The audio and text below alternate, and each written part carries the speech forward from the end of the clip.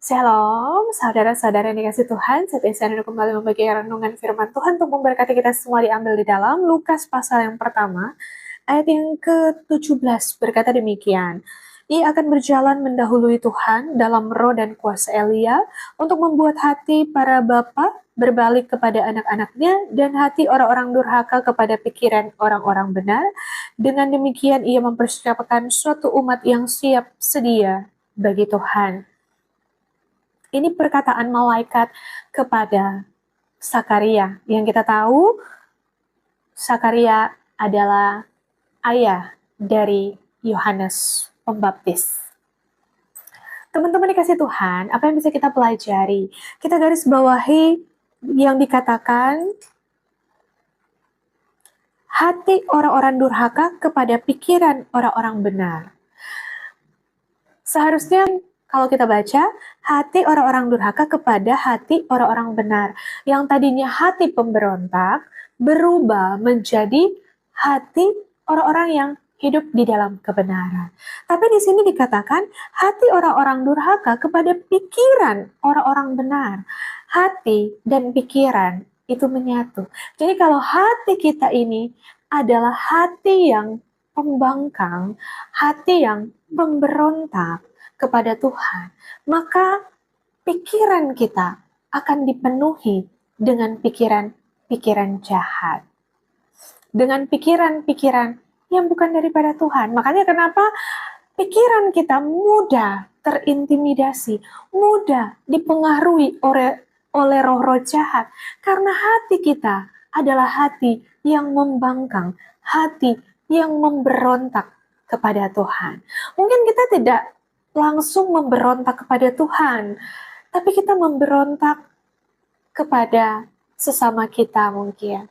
Memberontak memang mungkin tidak kelihatan dengan kita berkata kasar, tapi kita menyimpan kepahitan, menyimpan amarah, menyimpan benci, menyimpan sakit hati di dalam hati kita, sehingga tanpa sadar kita telah memberontak kepada Tuhan dengan tidak mengasihi sesama kita.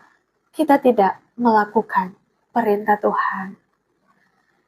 Teman-teman dikasih Tuhan, saya tahu dan saya yakini pasti itu tidak mudah. Makanya ketika kita mempunyai hati yang tidak benar, marilah kita jangan semakin jauh dengan Tuhan, tapi marilah kita semakin dekat dengan Tuhan. Karena hanya Tuhanlah yang mampu mengubah hati yang durhaka ini menjadi hati yang benar. Dan ketika hati kita berubah menjadi hati yang benar, ketika kita berubah betul-betul dengan segenap hati, maka pikiran kita akan menjadi pikiran yang benar. Berarti kalau pikiran yang benar, kita memikirkan hal-hal yang baik, memikirkan perbuatan-perbuatan Tuhan, dan memikirkan rencana Tuhan di dalam hidup kita. Oleh karena itu, kalau kita punya hati yang tidak benar saat ini, please, tolong, jangan jauhi hadirat Tuhan. Semakinlah mendekat kepadanya. Karena hanya Tuhan dengan kuasa Roh Kudus yang mampu memulihkan hati kita, yang mampu mengubah hati kita untuk dapat dibersihkan dan dipulihkan dari hati yang durhaka menjadi hati yang benar, dan dengan hati yang benar menjadi pikiran yang benar, sehingga kita tidak mudah terintimidasi dengan segala pemikiran-pemikiran jahat, segala ketakutan yang diintimidasi oleh roh-roh jahat di dalam pikiran kita, sehingga pikiran kita dipakai untuk memikirkan perbuatan-perbuatan Tuhan yang ajaib, kebaikan-kebaikan Tuhan yang telah Tuhan sediakan bagi kita. Untuk itu kenapa kita harus membaca firman Tuhan, karena itulah yang akan membentengi hidup kita, yaitu firman Tuhan, yaitu pedang roh. Mungkin kita merasa kenapa kita kalah terus, ketika pikiran mengintimidasi kita, kita terus timbul rasa ketakutan, kita tidak dapat menguasainya. Tapi firman Tuhan katakan, di dalam ketenangan ada kekuatan Allah. Makanya ketika kita tenangkan hati dan pikiran kita dan kita fokus membaca firman Tuhan, maka percayalah kuasa Roh Kudus akan menaungi pikiran kita dan akan memampukan kita untuk menguasainya di dalam hadirat Tuhan dengan kuat kuasa Roh Kudus, sehingga kita dapat melawan segala tipu muslihat daripada si jahat yang mengintimidasi pikiran kita.